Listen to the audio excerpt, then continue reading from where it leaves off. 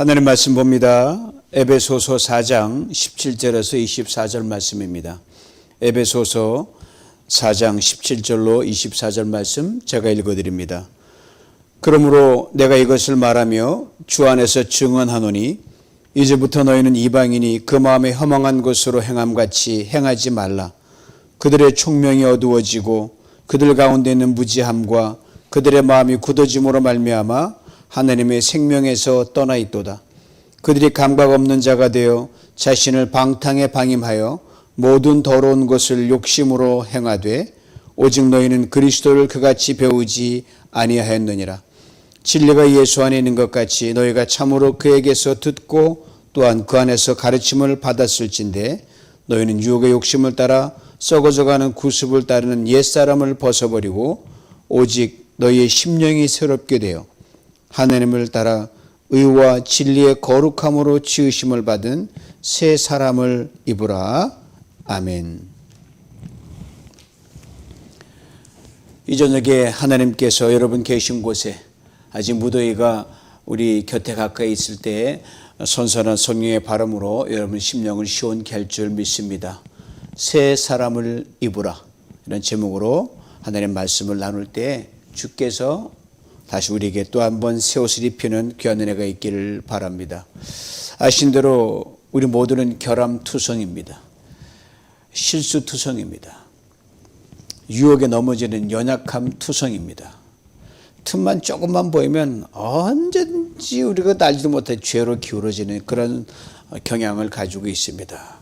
근데 이런 우리들을 하나님께서 일방적으로 먼저 부르셔서 예수 그리스도의 십자가의 공로로 우리를 구원해 주셨습니다.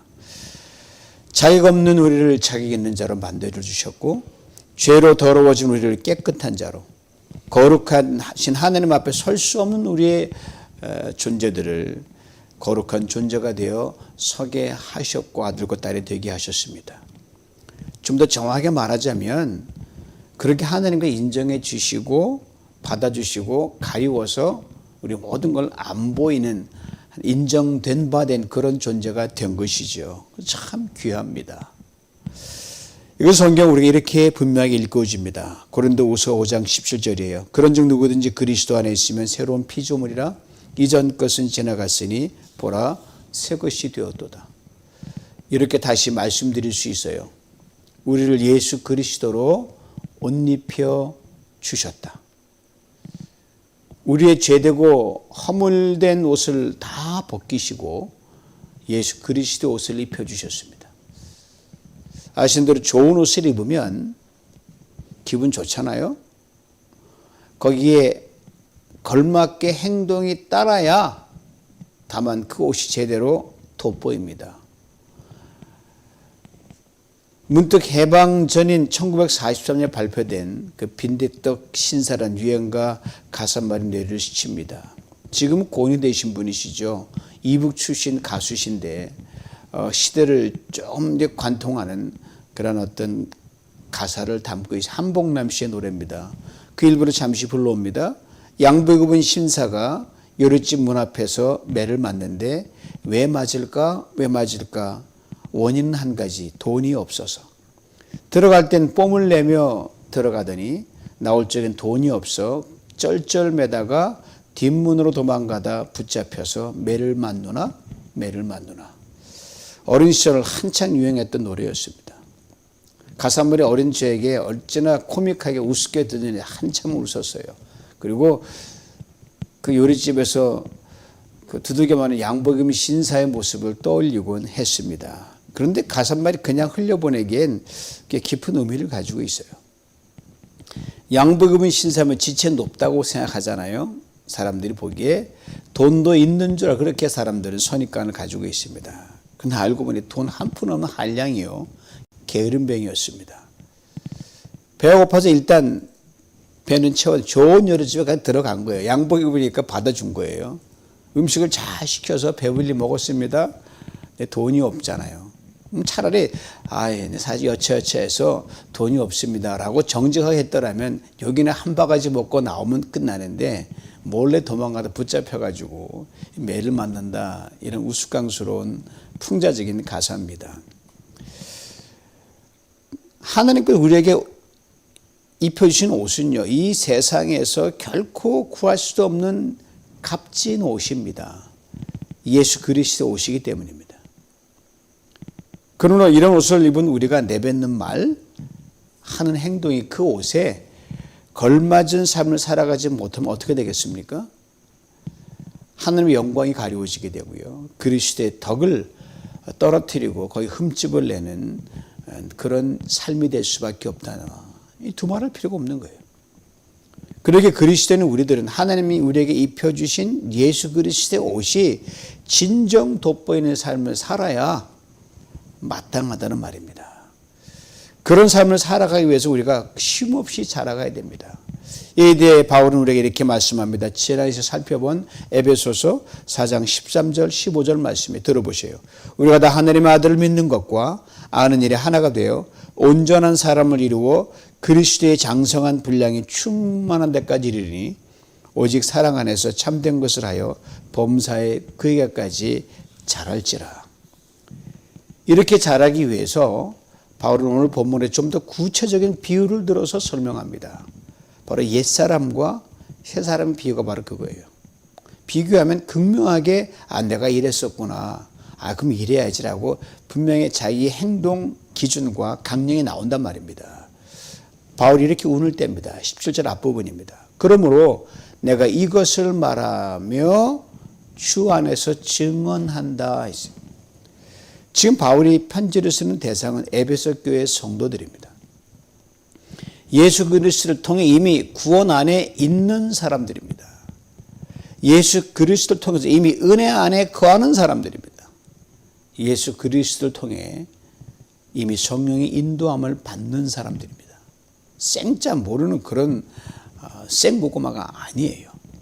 즉 예수 그리스도를 통해 예수를 모르던 시절 이방인의 옛생활에 이미 아니다라고 노후를 선언한 사람들입니다. 그런데 이들이 아직도 예수를 모르는 많은 이방인들, 동시에 예수를 믿지만은 자라지 못해서 이방인으로 살던 때와 예수를 믿고 사는데 이 구분이 안 되는 거예요. 세상 사람인지 예수 믿는 사람인지 구분이 안 되는 거예요. 그런 사람들이 굉장히 많았거든요. 교회 안에도 있었고 교회 밖에도 있었고. 이들이 유혹에 덫이 에베소 교회 성도들 중에 뒷걸음치는 사람들 참 많았습니다. 이런 형편을 너무 잘 알고 있는 바울이 아주 강한 어조로 에베소 교회 성도들을 권면하는 거예요. 증언한다는 말이 그거거든요. 즉 바로 내 눈으로 생생하게 그런 걸 많이 봤기 때문에 분명히 말한다 이 말이에요. 여러 차례에 걸친 바울이 전도 여행을 떠나지 않습니까? 그래서 많은 이방인들이 복음을 증거하고 많은 사람들 예수를 믿게 했지 않습니까? 그런데 이들 중에 예수를 모르던 옛 시절의 모습을 버리지 못하고 아주 원점으로 돌아가 버려가지고 이 바울의 속을 갉아놓는 그런 케이스 사람들이 참 많이 있었어요. 그래서 이 감옥 안에 있는 바울이 에베소 교회 성도 여러분들은 그러면 안 됩니다. 여러분들은 그렇지 않게 되기를 촉구합니다. 이런 강한 어조로 이 바울이 이야기하는 거예요. 이런 바울의 권면을 압축하면 이런 말이에요. 오늘 보면 22절 뒷부분이에요. 구습을 따르는 옛사람을 벗어버리라. 바로 윗절 나오면 너가 예수 안에서 참 진리를 받아서 예수의 참 도를 따라서 믿게 되지 않니? 그러면 옛것을 따른 그 사람 버리라는 거예요. 구습 옛날 습관이에요. 예수를 믿기 전에 나를 지배했던 것, 즉 내 마음과 영과 생각을 지배했던 것들입니다. 대략 7가지를 바울이 예를 들고 있는데 첫째가 허망해진다고 했어요. 허망이라는 단어에서 호자라는 한자말이 아주 참 재미있는 말입니다. 호랑이를 뜻하는 호자하고 언덕을 뜻하는 구자가 하나가 된 게 호자거든요. 그러니까 호랑이가 언덕에 있는 그걸 형상화시킨 게 허예요. 그러니까 맹수의 왕인 호랑이가 쫙 언덕에 딱 나타나서 쭉 이게 배를 깔고 누워 있으니까 어느 안전이라고 짐승들이 얼씬거리겠습니까? 다 도망가고 텅텅 빈 상태가 바로 그예요. 그러니까 텅 빈 게 허예요. 그래서 호랑이는 아주 그냥 용맹과 자신감으로 꽉 차 있죠. 홀로 있어도. 여러분, 신앙생활 거창한 게 사실 아닙니다. 실제 생활에서 작은 것부터 큰 것을 이기까지 하나님의 영광을 위해 하는 게 바로 이 신앙생활이에요. 우리 먹든지 마시든지 주의 영광을 위해 하라 그러잖아요. 차를 타도 그렇고 어디 직장에 가는 길도 그렇고 뭘 하든지 하나님이 어떻게 생각하실까? 주님은 어떻게 계실까? 늘 마음에 꽉 채워넣는 거예요. 저 예수로 꽉 차 있는 거예요. 주님은 어떻게 생각해요? 매사가 민감한 거예요. 왜? 그가 우리 삶의 목적이요, 전부이기 때문입니다. 그 때문에 살았으니까. 그러므로 예수 안에 있으면 결코 허하지 않게 되는데, 예수를 믿기 전에 세상과 나를 꽉 채서 오히려 허하지 않고 꽉 찬 것처럼 보이지만 정작 나를 지으신 창조주, 나를 위해 죽으신 예수가 없으니 꽉 찼지만 텅 빈 거거든요.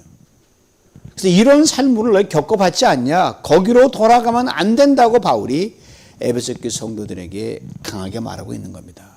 둘째, 총명이 어두워진다고 했어요. 총명이란 판단력을 말합니다. 예수 믿기 전에는 하나님이 주시는 총명과 판단력이 없었기 때문에 사람을 사귀는데 무분별해졌어요. 먹지 말아야 할 것을 먹습니다. 하지 말아야 할 것들을 했습니다. 가서는 안 되는 곳을 갔습니다.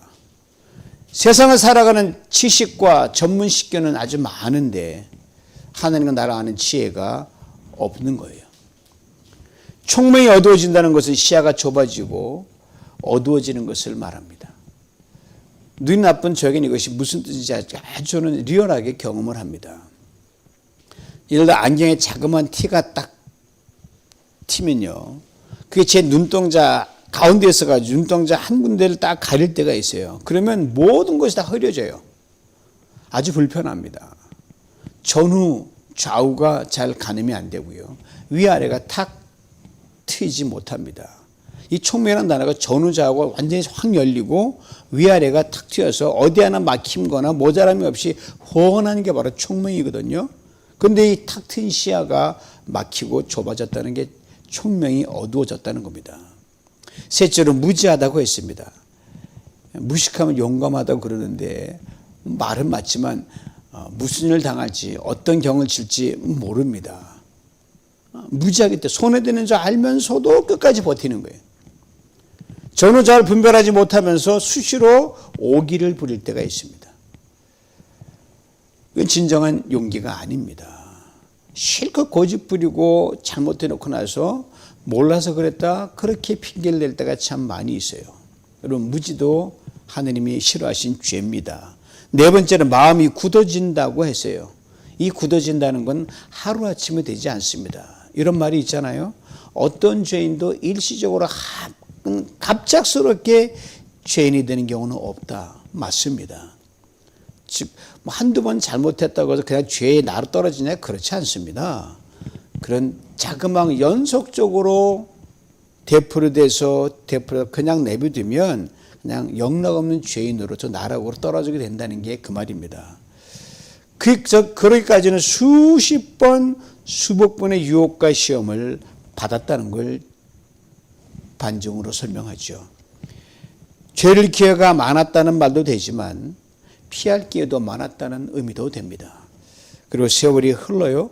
마음이 굳어져 버려가지고 동일한 유혹이 왔을 때 이젠 무방비 상태예요. 쳐낼 의지와 힘도 없는 거예요.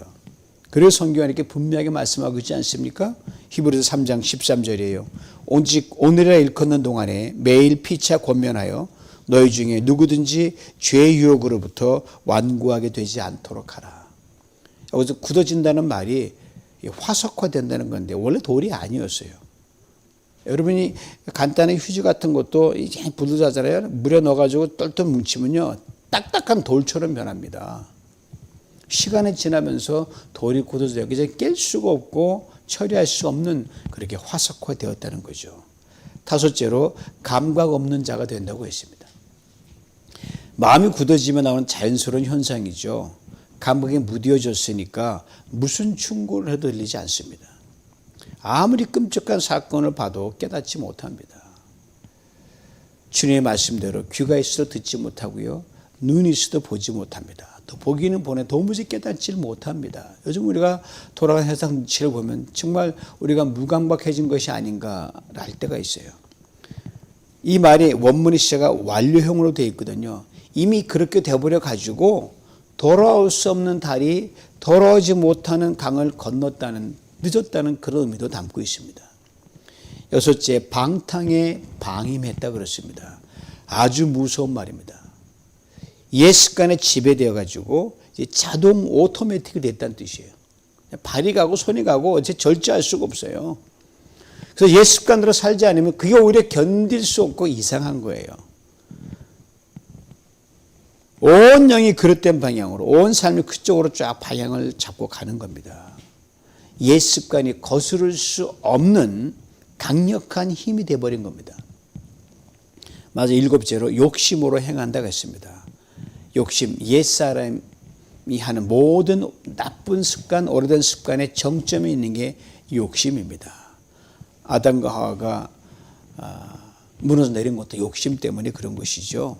뭘 해도 그 동기가 욕심이면 결과는 항상 좋지 않습니다. 그래서 성경은 욕심과 탐욕에 대해 아주 강하게 경고를 내립니다. 탐심이나 욕심이 지나치면 그건 하나님 제쳐놓고 그걸 섬기는 우상 숭배라 그렇게 말합니다. 야고보서 1장 13, 15절에도 이렇게 말씀합니다.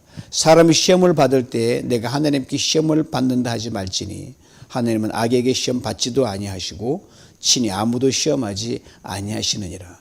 오직 각 사람이 시험을 받는 것은 자기 욕심에 끌려 미혹됨이니 욕심이 잉태한 즉 죄를 낳고 죄가 장성한 즉 사망을 낳느니라. 보세요. 구습을 쫓고 멈추지 않으면 결국은 죽음입니다. 몸은 살아있지만 살아있다 할 수 없는 거예요. 생명력이 없기 때문에 그렇습니다. 여러분과 제가 모두 지난날에 이러한 옛사람의 습관을 살다가 그대로 두면, 예수를 만나지 않으면 그대로 죽음으로 갈 수밖에 없는 존재 아니었습니까? 그러나 예수님께서 십자가의 대속의 은총으로 우리를 절망에서 소망으로, 사망의 생명으로 옮겨주셨단 말입니다.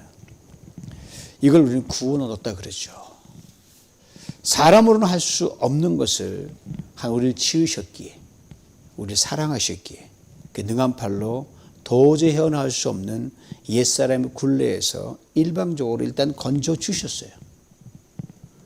우리의 죄와 사망의 옷을 벗기시고 의의 옷으로, 용서의 옷으로 갈아입혀 주셨습니다. 은총적 구원이라 그럽니다. 그러나 우리가 육신 입고 살면서 끊임없이 과거의 옛 모습으로 가고자 하는 유혹이 있거든요. 육을 입고 있기 때문에. 다시 말해 옛사람으로 돌아가려는 그 관성의 법칙이 항상 노출되어 있는 거예요. 그러면 예수를 믿는다는 것은 우리를 끊임없이 유혹하는 옛사람의 옷을 벗어 던지고 새로운 사람의 옷으로 갈아입어야 한다는 걸 말합니다. 외양으로 형식으로만 그리스도인 척하면은 그거는 종교적인 신자에 불과합니다. 새롭게 된다는 건요, 속 사람의 끊임없는 질적인 성장을 전제로 합니다. 여러분 그 호두 알죠? 호두 너트요. 그러니까 여러분 자꾸 만지작거리면 아주 반질반질해서 윤기가 팍팍 나서 굉장히 좋아 보입니다. 근데 여러분 그런 사회에 그 안에 있는 호두 그 알갱이는 다 썩어져서 말라 비틀어져 버립니다. 제가 한번 깨달아봤는데 이거는 뭐 먹지도 못해요. 완전히 굳어져 버린 거예요. 속 사람의 성장을 잘하지 못하면 이렇게 됩니다. 에베소 교회 교인들이 바로 이러한 유혹에 처해 있었습니다. 예수를 믿으면서도 여전히 이 옛사람의 삶을 살아가고 있는 그런 성도들을 그들도 봤고 바울이 보고 있는 겁니다. 그래, 겉은 새 사람인데 속은 여전히 옛사람인 성도들을 가리켜 바울이 이제 이렇게 말을 합니다. 오직 너희의 심령이 새롭게 되라 이렇게 말합니다. 새롭게 된다는 말이 아주 깊은 의미를 담고 있습니다. 신약성에 여기서 딱 한 곳만 나온 단어인데요. 두 단어로 되어 있습니다. 하나는 위로 올라간다는, 위로 올라가는 그 단어 하나와 그 다음에 새롭게 된다는 그 두 개의 단어가 합쳐서 이 새롭게 된다 이 말입니다. 지난 시간에 자라감에 대해서 네 가지를 말씀드렸잖아요. 그 중에 하나가 바로 위로 자라가는, 끊임없이 위로 자라가는 겁니다. 그러니까 자라간다는 것은 우리 마음이 우리 향해 위로 향해 끝없이 쉼없이 뻗어간다는 거예요. 하나님을 향하여 예수를 향하여. 우리 심령이 위로 뻗어가면 예수 그리스도를 닮은 사람으로 자라가는 것이요. 우리의 심령이 아래로 뻗어가면요. 세상을 닮은 즉 욕망의 사람으로 자라간다는 겁니다. 어느 쪽이든 뻗어 다 자라는 거예요. 좋은 쪽으로 자라느냐 아니면 다른 나쁜 쪽으로 자라 이 차이만 있을 뿐이에요. 새롭게 된다는 단어에 또 이런 귀한 의미가 들어있어요. 우리가 마음을 향하여 주님을 닮고자 했을 때 하나님께서 능력의 그 손으로 성령의 능력으로 우리를 잡아 올려가지고 쉼없이 높은 곳으로 올리신다는 하나님의 강권적인 개입이 이 안에 담겨져 있어요. 그러므로 우리가 늘 힘과 용기를 주는 찬송 가사가 있잖아요. 제목이 저 높은 곳에 향하여 그거 아닙니까? 그 한 소절을 매일매일 끄집어내 우리 기도로 올려드릴 필요가 있습니다. Lord, plant my feet on a higher ground.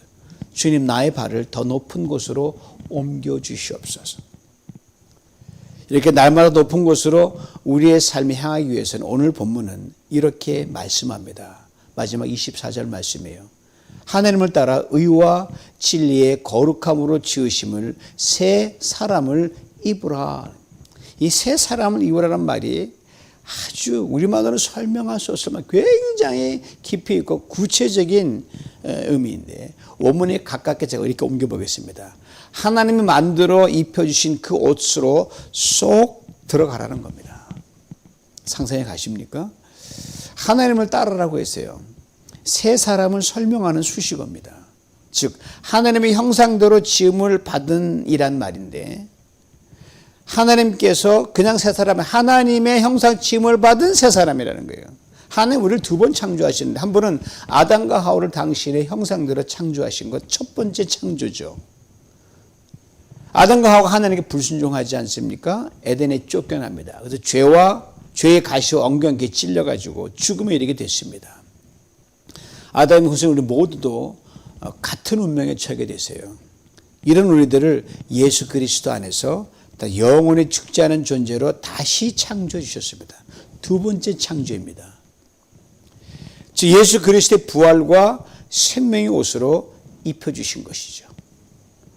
그 옷의 사이즈가 여러분 옷이라면 사이즈가 있잖아요. 뭐 저 같으면 뭐 미국 사람들 보면 스몰 입는 때가 많이 있고 사이즈가 얼마인지 아세요? 하나님 우리가 입혀주신 옷이 무한 XL 사이즈입니다.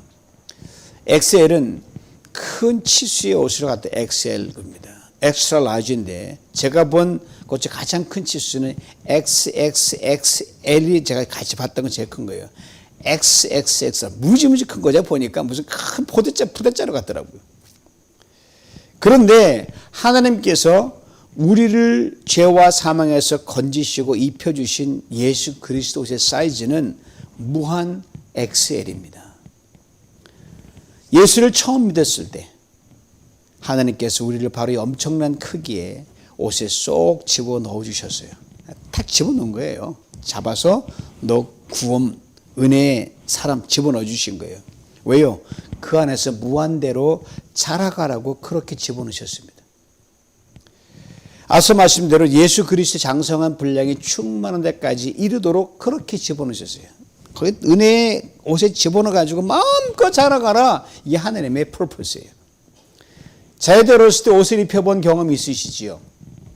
아이들이 부모님 말에 순종하여 머리를 갖다 대면 부모님 머리 부분을 크게 늘려가지고 아이들의 머리를 옷에 쏙 집어넣습니다. 팔을 내밀면 팔도 쏙 집어넣고요. 온몸을 쏙 집어넣습니다. 아이들이 크면 큰 대로 그렇게 쏙 다 집어넣습니다. 아이들은 그 옷을 입고 쑥쑥 자랍니다. 옷이 맞지 않으면 더 큰 옷을 입힙니다. 이걸 연상하시면 돼요. 단 하나님께 예수를 믿는 순간 우리에게 입혀진 무한 XL 사이즈의 옷은 다시 갈아입을 필요가 없다는 겁니다. 이미 구원받은 사람으로, 이미 은혜 받은 사람으로, 이미 복과 형통을 받아 누릴 사람으로 그 무한 XL 사이즈 옷에다가 모든 좋은 것을 함께 넣어서 우리를 집어넣으신 거예요. 이제 우리가 그 무한 XL 사이즈 옷에 걸맞는 사람으로 자라기만 하면 됩니다. 먼저 집어넣으시고요. 자라라. 하나님 이렇게 좋으신 분이셔요. 하나님 우리에게 입혀주신 XL, 무한 XL 사이즈의 옷을 보면서 우리가 결코 잊지 말아야 할 것이 한 가지 있습니다. 즉 하나님이 우리 한 사람 한 사람에게 거는 믿음과 기대와 꿈입니다. 즉 이런 말씀이에요. 아무에게야 너 내가 입혀준 무한 엑스라지의 사이즈 옷, 내 아들 예수 그리스도의 그 옷에 걸맞게 자랄 것을 믿는다, 기대한다, 내가 그렇게 한없이 자라가는 것이 나의 꿈이다. 맞죠? 우리가 그렇게 기대가 높은 사람들이에요. 이런 하나님의 기대와 믿음과 꿈에 우리는 순종함으로 그냥 머리를 내밀기만 하면 돼요. 손과 발 안에 우리 몸 전체를 주님께 맡기기만 하면 됩니다. 아니 우리 삶 전체를, 우리 인생 전체를 맡기는 거예요. 하나님께 우리를 그 옷 속으로 다시 쏙 집어넣어 주시는 거예요. 이 옷을 매일 새롭게 입으라는 말입니다. 24절 말씀을 다시 한번 불러옵니다. 하나님을 따라 의와 진리의 거룩함으로 지으심을 받은 새 사람을 입으라. 이 말씀 우리가 입으라는 것처럼 보이지만 곰곰이 생각해 보면 새 사람을 입는 것 하나님이 도와주지 않으면 불가능합니다. 부모가 아이들 옷 입혀주는 것 부모가 도와주지 않으면 아이가 옷을 입을 수 없는 것처럼 말입니다. 게다가 새 사람의 옷이 보통 옷이 아니거든요. 의의 옷입니다. 진리의 옷입니다. 거룩의 옷입니다. 이미 입혀주셨어요. 하나님이 그 무한 엑셀 사이즈로 자라도록 새롭게 또 입혀주셔서 자꾸 안에 자라서 하나님이 입혀진 그 옷 사이즈로 자꾸 자라게 만드시는 거예요. 우리 말과 행동, 마음, 생각, 뜻, 의지, 삶 전체 우리의 전 존재를 주님을 활짝 열어놓는 도리밖에 없습니다. 이렇게 고백하며 나가는 겁니다. 주님, 당신 닮기를 정말 갈망합니다. 이미 입혀주신 그 구원의 옷, 은혜의 옷, 거룩의 옷, 하늘의 영광의 옷의 크기까지 매일 조금씩 자라가길 정말 원합니다. 주님 나를 도와주옵소서. 그렇게 매일 아침 일어나면서 여러분 우리를 새롭게 옷 입히시는 주님께 겸손히 맡기는 겁니다. 하나님께 당신이 이미 입으신 무한 엑셀 사이즈의 그리스도 옷 안에서 우리를 날마다 의로 자라게 하시고 거룩으로 자라게 하시고 진료로 자라게 하시고 또 다듬고 재창조해 가실 줄 믿습니다. 하나님의 영역이니까요. 하나님이 펴주신 무한 엑셀 사이즈 옷 안에서 우리는 그럼 날마다 우리가 존재가 거룩함을 덧입어가게 자꾸 자란 겁니다. 여러분 이것이 곧 성도의 삶이에요. 멋있지 않아요? 사랑하는 성도 여러분, 이런 질문을 가끔 던져볼 때 있잖아요. 내가 예수를 믿지 않았더라면 지금 어떻게 됐을까? 내가 권사직분 안 받아서 어떻게 됐을까? 내가 목사가 안 됐으면 어떻게 됐을까? 예수를 믿고 예수 안에서 우리는 지난 날보다 분명히 낮은 은혜의 사람으로 자라가는 건 분명해요. 때론 넘어지고 그러지만 하나님이 또 무한한 엑셀 사이즈에서 우리를 만져주시거든요. 그럼 우리는 옛사람과 새사람을 끊임없이 비교하면서 보다 하나님 무한한 엑셀 사이즈의 옷에서 쉼없이 위로 자라기를 힘써야 할 것입니다. 그럴 때 의라는 단어, 우리가 닿을 수 없는 굉장히 완벽한 단어지만 그 의라는 단어, 거룩이라는 단어, 진리라는 단어는 여러분요 어느 순간에 되면 세상이 우리를 구분짓는 우리의 트레이드 마크가 될 줄 믿습니다. 같은 예수 믿는 사람인데 차원이 달라요. 그리고 우리가 언젠가 주나 서지 않겠습니까? 그러면 하나님 우리에게 무한 엑셀 사이즈만 그 옷에 다 살아다가 그 옷을 벗어야 되니까 벗는 순간 주님을 가장 닮은 그런 모습으로 정말 내가 원하는 만큼 기대한 만큼 꿈만큼 자랐구나 기뻐하시면서 주님의 얼굴을 뵙게 될 줄 믿습니다. 이런 탁월한 존재감으로 저 높은 곳을 향하여 날마다 힘차게 자라가는 또 나아가는 우리 모두가 될 수 있기를 주님의 이름으로 축원합니다. 기도합니다. 하나님 아버지 감사합니다. 하나님 우리에게 상상할 수 없이 우리에게 아버지 엑셀 무한한 엑셀 사이즈의 거룩의 옷, 주 예수의 옷을 입혀 하나님 참으로 감사합니다. 그는 우리가 아버지 안에 마음껏 뛰놀지만 죄도 짓고 허물 짓지만 하나님 다시 움츠러서 날마다 거룩한 존재로 자라기 원합니다.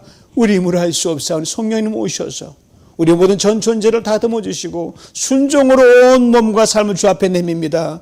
다시 오늘에 맞는 새로운 거룩한 옷과 진리의 옷과 의의 옷을 덧입혀 주셔서 주님의 기대만큼 자라가게 만들어 주시고 주님의 믿음만큼 크게 만들어 주시고 주님의 꿈만큼 거룩 이루어가 주님을 얼굴 뵐 수 있도록 축복하시고 이거 세상에서 우리의 트레이드마크가 될 수 있도록 우리를 축복하여 주시옵소서.